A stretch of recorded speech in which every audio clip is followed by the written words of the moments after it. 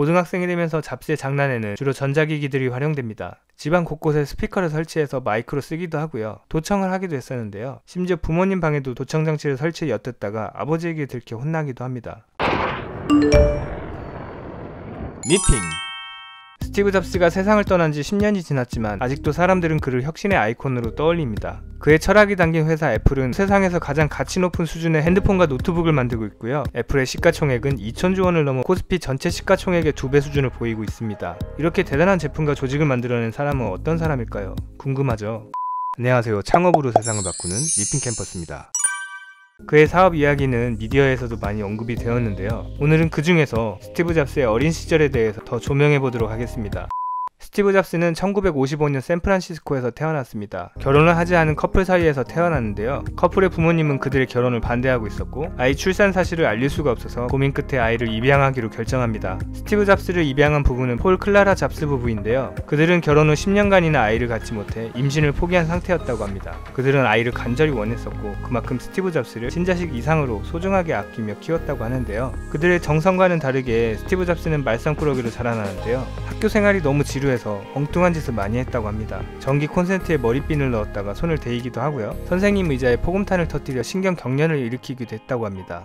어린 아이에 불과했지만 학교의 건의를 그대로 받아들이지 못하는 성격이었다고 하는데요. 여기에 활발한 호기심과 장난기가 더해져 선생님들에겐 골칫거리로 통했습니다. 다소 지나치다 싶을 정도로 장난이 심했던 스티브 잡스는 4학년이 되던 해 이모진 선생님을 만나면서 달라집니다. 이모진 선생님은 수업이 끝나고 스티브 잡스를 따로 불러서 수학 문제지를 줍니다. 그리고 문제를 거의 마치면 커다란 사탕과 $5를 주겠다고 약속합니다. 사탕과 $5에 정신이 팔린 스티브 잡스는 이틀 만에 문제를 다 풀었고 이모진 선생님은 또 다른 문제와 미끼를 제공합니다.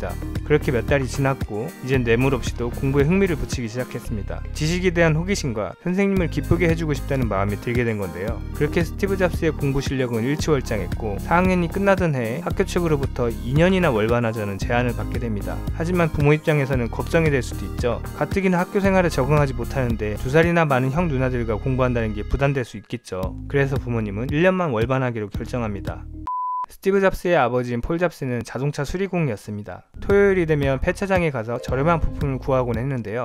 종종 아들 스티브를 데리고 다녔다고 하고요. 자연스럽게 계산대에서 벌어지는 흥정 과정을 그대로 보여주게 됩니다. 아버지 폴 잡스는 성격이 굉장히 꼼꼼했다고 하는데요. 집 울타리를 만들면서 안 보이는 곳까지 잘 다듬는 게 중요하다고 가르쳤다고 하고요. 이를 아들에게 가르칠 만큼 강조했다고 합니다. 스티브는 아버지를 통해 전자공학도 처음 접하게 되는데요. 아버지가 전자공학에 대해서 깊이 아는 건 아니었지만 자동차를 고치다 보니까 기초적인 지식은 알았다고 합니다. 그리고 이때부터 스티브 잡스는 전자공학에 큰 흥미를 가지게 됩니다. 고등학생이 되면서 잡스의 장난에는 주로 전자기기들이 활용됩니다. 집안 곳곳에 스피커를 설치해서 마이크로 쓰기도 하고요. 도청을 하기도 했었는데요. 심지어 부모님 방에도 도청 장치를 설치해 엿듣다가 아버지에게 들켜 혼나기도 합니다. 이후에도 스티브 잡스는 이래도 될까 싶을 만큼 자유로운 삶을 살아왔는데요. 고등학교 1학년 때부터 대마초에 손을 댔었고요. 이를 알게 된 아버지와 크게 싸우게 됩니다. 아버지는 아들이 다시는 대마초를 피우지 않겠다는 약속을 듣고 싶었겠죠.